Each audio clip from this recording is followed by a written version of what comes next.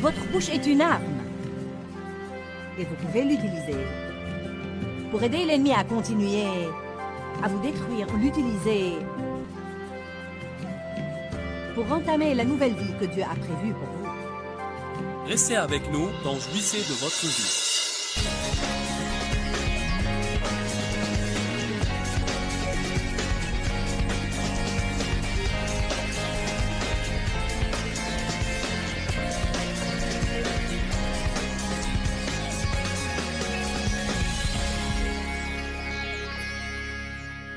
Je veux que vous m'écoutiez aujourd'hui.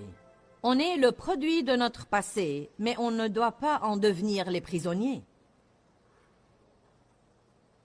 Je répète encore une fois, nous sommes le produit de notre passé, mais nous ne devons pas devenir prisonniers de notre passé. Votre désordre peut devenir votre message. Votre confusion peut devenir votre ministère, et c'est ce qui s'est passé pour moi. La pagaille que j'ai eue dans ma vie à cause des choses qui m'ont été infligées et celle que j'ai faite est devenue mon ministère. Et je me hasarde à dire que c'est presque journellement le cas. La Bible dit dans Romains chapitre 8, verset 28, que toute chose concourt au bien de ceux qui aiment Dieu, de ceux qui sont appelés selon son dessein. On parle de la prière juste avant dans Romains 8, 26, que nous ne savons pas prier comme il faut, mais l'Esprit lui-même prie en nous. Alors, toute chose concourt au bien. Ainsi, je crois que quoi qu'il arrive dans notre vie, dites, quoi qu'il arrive dans ma vie, si je continue à prier, Dieu en fera du bien. C'est un principe renversant et qui encourage mon cœur régulièrement. Quoi qu'il m'arrive dans ma vie, quoi que je fasse, si j'aime Dieu, si je prie et j'aime Dieu et je fais de mon mieux pour essayer de vivre pour Dieu et d'accomplir son appel sur ma vie, il y a certaines conditions pour ce toute chose concourt au bien. Aimer Dieu, désirer sa volonté, prier, et puis toute chose, non pas quelque chose, non pas les choses de quelqu'un d'autre, mais toute chose concourt au bien de ceux qui aiment Dieu et de ceux qui sont appelés selon son dessein. Même des erreurs que je fais journellement, je les incorpore dans mes messages. Et Dieu utilise ces erreurs. Je ne peux même pas vous dire combien de fois, quand on se disputait, Dave et moi, notre chamaille devenait la source d'un message magnifique que je prêcherai ultérieurement. Je crois réellement que mes erreurs concourent souvent pour le bien des autres. Dieu utilise toutes choses si on lui fait confiance. Il utilise sûrement des choses qu'on ne penserait jamais qu'il utiliserait. Ce que vous méprisez le plus à votre sujet, c'est souvent ce que Dieu finit par utiliser dans votre vie.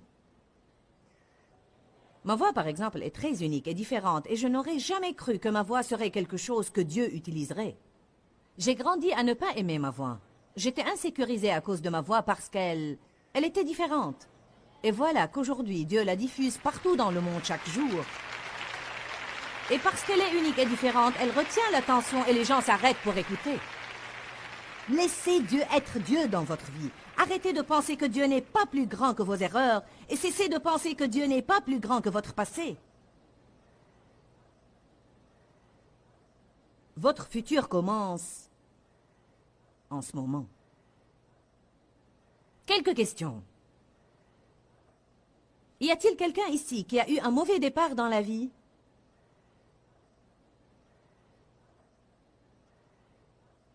Peut-être avez-vous été abusé, rejeté, abandonné, maltraité d'une manière ou d'une autre. Y a-t-il quelqu'un qui a gaspillé n'importe quelle partie de votre vie?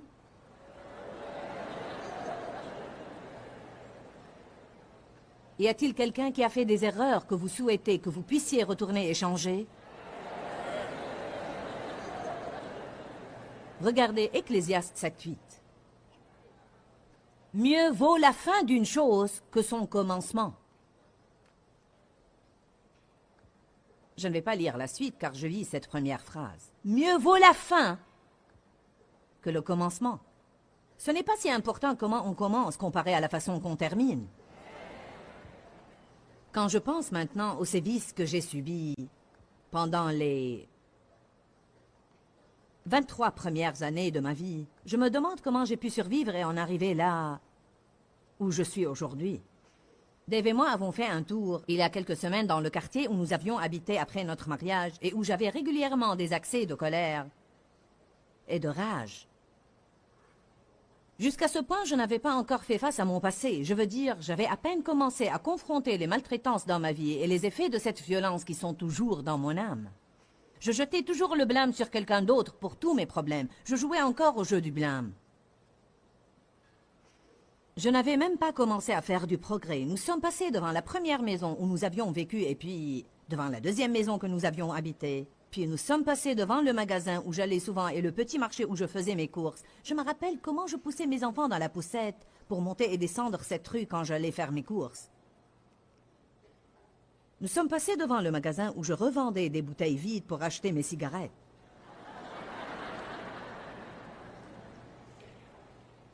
Nous avions une voiture, mais nous n'allions nulle part. Nous sommes passés devant le petit salon de beauté en direction duquel je traversais la rue le vendredi soir pour me faire les cheveux. J'ai dit à Dave, qui aurait jamais imaginé, en ce temps-là, que nous ferions jamais ce que nous faisons aujourd'hui? Laissez-moi vous dire quelque chose. Vous ne savez pas ce que Dieu a prévu pour vous.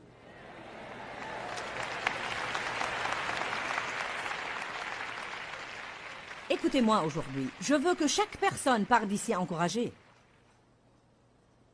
Vous en êtes là où vous en êtes en ce moment, mais ce n'est pas là où vous finirez.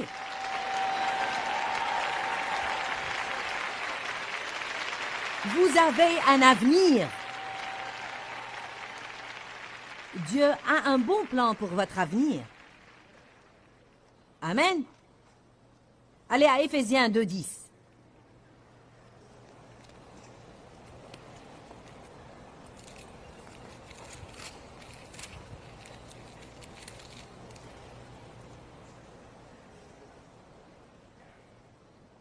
N'essayez pas de persuader Dieu de formuler un bon plan pour votre vie. Dieu en a déjà formé un pour vous. Mais mon message pour vous aujourd'hui est que vous ne verrez jamais la réalisation de ce plan si vous ne laissez pas aller ce qui est en arrière.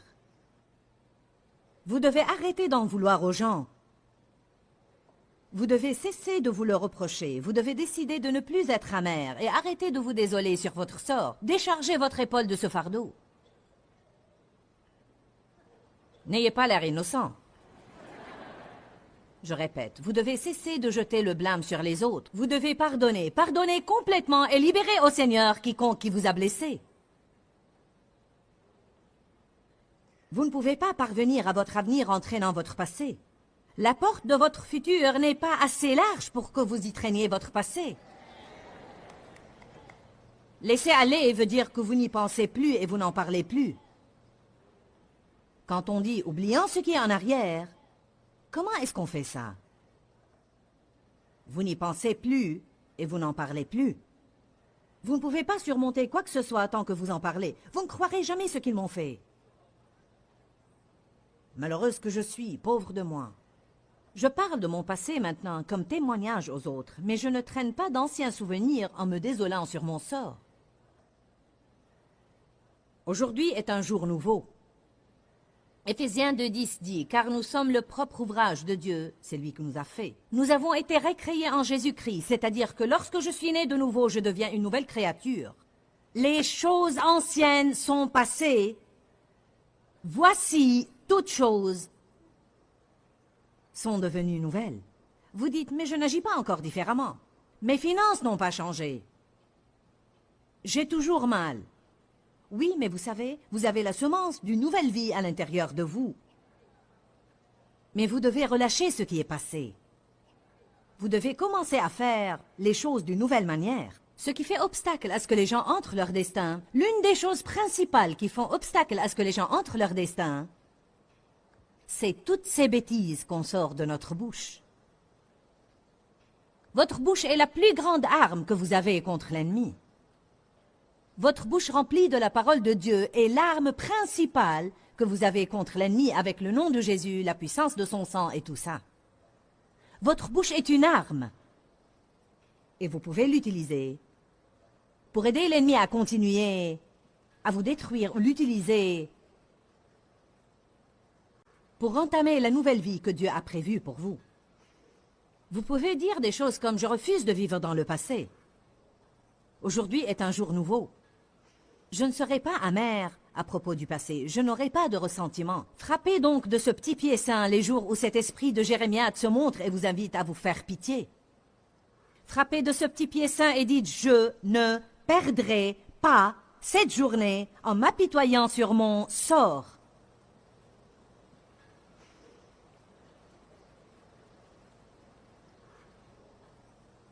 Je ne vous demanderai pas d'ouvrir à ce passage. Mais j'ai lu un livre récemment qui a pris ce verset comme base pour l'un de ses chapitres. Un verset que je n'avais jamais travaillé, ni entendu d'enseignement à son sujet. C'est le psaume 90, 12. Et il dit « Apprends-nous à bien compter nos jours, afin que nous obtenions la sagesse du cœur. » L'auteur, qui est en fait Watchman Nee, disait qu'on doit considérer et compter les jours qu'on a gaspillés, et on doit obtenir la sagesse du cœur pour arrêter de faire les choses qui nous ont fait perdre ces jours. Et on doit se rendre compte du don précieux qu'est la vie, et on doit faire alliance avec Dieu et nous engager à lui et coopérer avec Dieu pour ne plus perdre notre temps.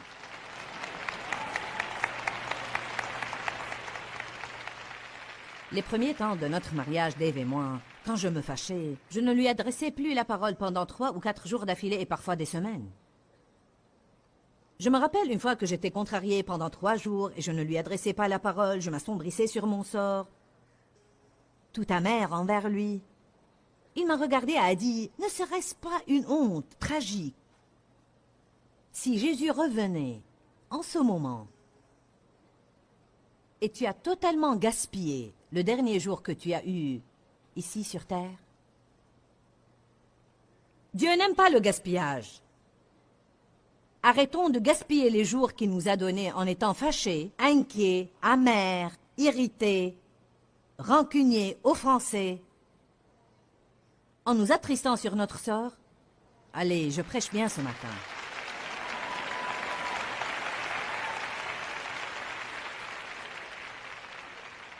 Éphésiens 2:10, car nous sommes le propre ouvrage de Dieu, récréés en Jésus-Christ, pour que nous fassions ces bonnes œuvres que Dieu a prédestinées et préparées d'avance, afin que nous les pratiquions, suivre les chemins qu'il a préparés d'avance, pour que nous nous y engagions.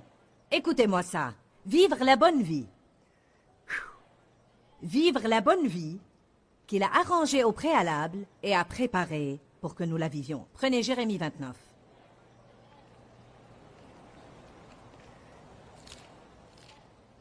Vous devez souvent être rappelé de ces promesses parce que Satan essaye continuellement de nous dire qu'on n'a aucun avenir.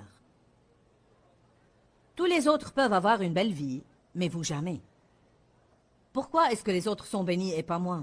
Vous devez appeler ces choses qui ne sont pas comme si elles étaient. Vous devez dire, Dieu a un bon plan pour moi et je vais vivre ce bon plan. Je vais oublier ce qui est en arrière et me porter vers ce qui est en avant. Non pas vers les mauvaises choses que Dieu a préparées pour moi, mais vers les bonnes choses. Je m'élance et je cours. Courir demande un effort, je cours. Il va falloir identifier certaines choses que vous faites peut-être qui vous font obstacle et laisser tomber ces choses-là. Qui croit que Dieu a de meilleures choses pour vous que ce que vous éprouvez actuellement? Qui est d'accord que votre bouche pourrait être l'un de vos plus grands problèmes? Le deuxième plus grand problème est votre attitude. L'attitude est le tout. Vous avez entendu l'expression « votre attitude détermine votre altitude ». Ça veut dire que votre attitude définit le sommet que vous pouvez atteindre et jusqu'où vous pouvez aller dans la vie. Donnez-moi quelqu'un qui n'est pas très doué, mais qui a une bonne attitude et je travaillerai avec lui n'importe quel jour, plutôt qu'avec quelqu'un qui a toutes sortes d'aptitudes, avec une mauvaise attitude. C'est la même chose avec Dieu. Il peut travailler avec quelqu'un qui a une bonne attitude. Vous n'avez pas besoin d'être compétent. Si vous avez une bonne attitude, Dieu peut vous utiliser. Je sais par expérience personnelle, que vous ne devez pas avoir ce que le monde dit que vous devez avoir pour réussir si vous avez Dieu de votre côté. Dieu choisit ce qui est faible et folie dans le monde pour confondre les sages. Je veux que toutes les multitudes et les millions qui regardent cette émission à la télé comprennent que je ne parle pas simplement à ce public ici dans cette salle, je vous parle à vous. Dieu a un bon plan pour votre vie. Pour votre vie. Il a arrangé au préalable et a déjà préparé un bon plan pour votre vie. Mais vous devez tracer une ligne aujourd'hui et oublier ce qui est en arrière et commencer à vous élancer vers les bonnes choses. J'aime ce que Paul a dit. Je m'élance pour tâcher de saisir. C'est une affirmation loin si jamais j'en ai entendu une. Je m'élance pour tâcher de saisir ces choses pour lesquelles Jésus-Christ est mort pour se saisir de moi. Jésus est mort. Il s'est saisi de moi. Il a un plan pour ma vie formé d'avance. Il essaye de me guider dans ce bon plan, mais je vais continuer à écouter le diable jusqu'à ce que j'apprenne la vérité de sa parole. Et je commence à comprendre que le diable est un menteur et je ne suis pas obligé de vivre dans le passé. Je pourrais bien être le produit de mon passé. Je peux avoir des attitudes qui sont le résultat de la manière dont j'ai été traité, mais je ne suis pas obligé d'être prisonnière de mon passé. Écoutez-moi maintenant, je ne dois pas être prisonnière de mon passé d'il y a 50 ans, d'il y a 20 ans, d'il y a 10 ans, d'hier ou de ce matin. Vous ne vous rendez pas compte que chaque jour, on fait ce qu'on n'aime pas, ce qu'on ne devrait pas faire, et voilà qu'il se produit quelque chose qu'on ne souhaite pas. Et souvent quelque chose ne va pas ou tombe mal à propos à 8 heures du matin, et cela devient notre journée. Allons, écoutez-moi. C'est ce que nous devons surmonter. Quelque chose s'est produit à 8 heures, mais il est maintenant 9 heures. Je m'élance. Je laisse cette chose là où elle s'est produite et je continue. Quelqu'un a froissé mes sentiments à 9 heures du matin, mais c'est 10 heures maintenant, et je ne vais pas m'offenser et m'affliger toute la journée avec mes sentiments froissés. Pourquoi? Car je ne vais pas gaspiller davantage de ma vie. Je compte mes jours et j'applique mon cœur à la sagesse et je ne vais plus gaspiller ma vie ni perdre mes journées. Je veux profiter entièrement de chaque jour que j'ai. Quand vous aurez mon âge, vous commencerez à sentir cela d'une manière encore plus forte. Ce n'est pas que je me sens vieille ou décrépite, mais j'ai vécu davantage de ma vie qu'il ne m'en reste à vivre et ça porte à réfléchir. Ceux de vous qui ont 25 ans, vous pouvez penser que vous avez des jours à gaspiller. Moi, je n'en ai plus à gaspiller. Et en fait, un jour, vous serez aussi âgé que moi. Puisse Dieu utiliser ma vie pour que vous ne regardiez pas en arrière et comptez autant de jours perdus que moi. Jérémie 29, 11. Moi, je connais les pensées et les projets que j'ai formés sur vous, dit l'Éternel. Je connais les pensées et les projets que j'ai formés sur vous. Projet de...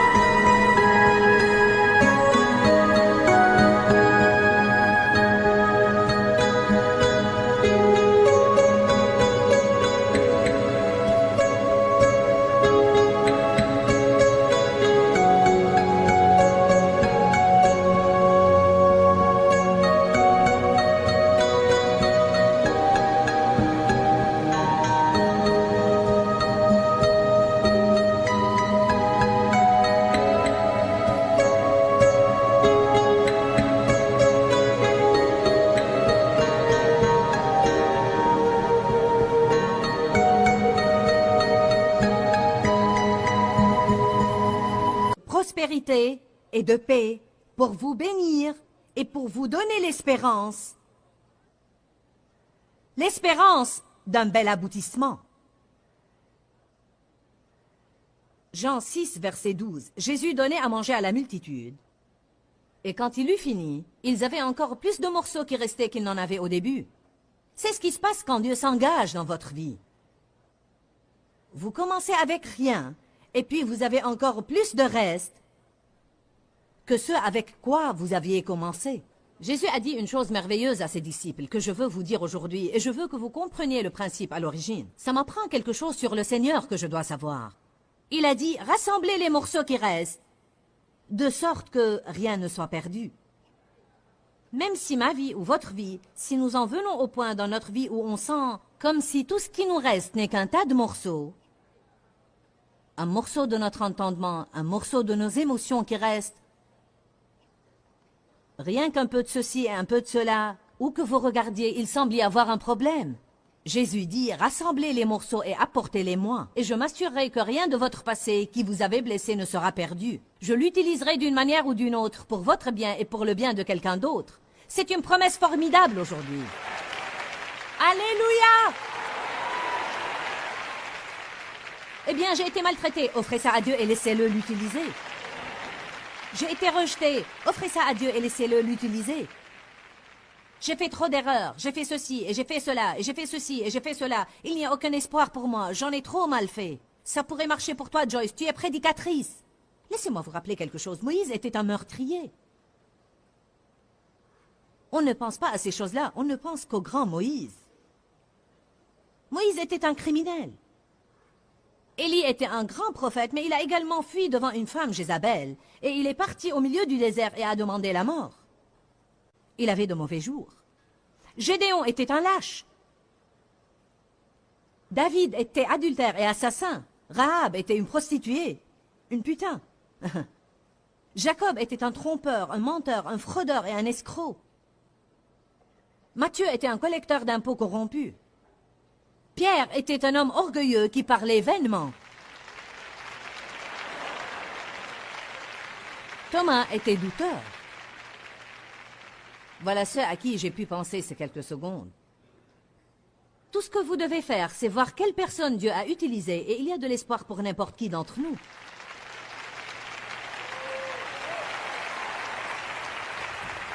Êtes-vous prêts pour cette promesse dans la parole de Dieu? Joël 2, 25. Je compense pour vous les années qu'ont dévoré les chenilles, les sauterelles, les hannetons et les criquets, cette grande armée d'insectes que j'ai envoyée contre vous. Je compense pour vous les années que le diable vous a volées. La promesse pour vous aujourd'hui est « Je compense pour vous ».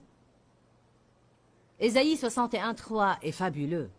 Il nous donne un diadème au lieu de la cendre, une huile de joie au lieu du deuil, un vêtement de louange au lieu d'un esprit abattu, pour qu'on devienne des térébintes de la justice, une plantation de l'Éternel pour servir à sa gloire. Il a pris mes cendres, il m'a donné un diadème et maintenant Dieu est glorifié dans ma vie. Il a pris mon deuil, un esprit abattu, et il m'a donné l'huile de joie. Maintenant Dieu est glorifié par ma vie. Dieu adore prendre les choses que Satan vous a fait et les lui frotter au visage, en employant les mêmes choses que Satan a destinées pour vous détruire, comme votre ministère pour aider les autres. Ouh, alléluia!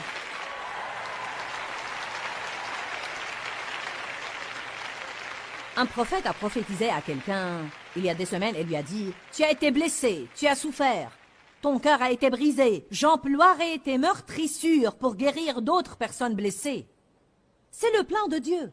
Comment regagnez-vous le diable? Vous prenez ce qu'il a utilisé pour vous détruire et vous le lui frottez au visage en l'utilisant comme bénédiction pour quelqu'un d'autre.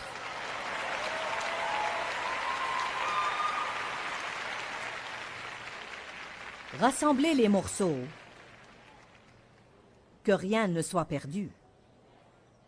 Apportez-moi vos cendres, je vous donnerai un diadème. Mais voilà le problème. Beaucoup de gens veulent le diadème, mais ils veulent garder leurs cendres ici, dans une petite boîte de souvenirs quelque part, pour qu'ils puissent certains jours se désoler et s'affliger toute la journée sur ce que c'était.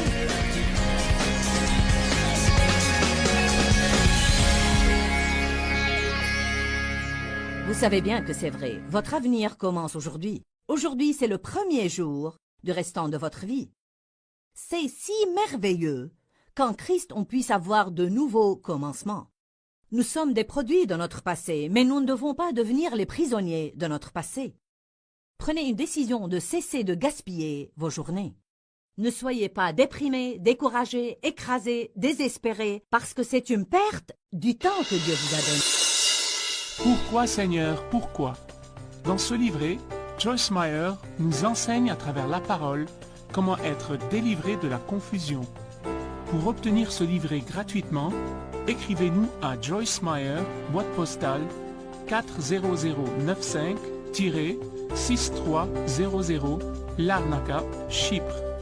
Ou bien visitez notre site web www.joycemeyerme.org.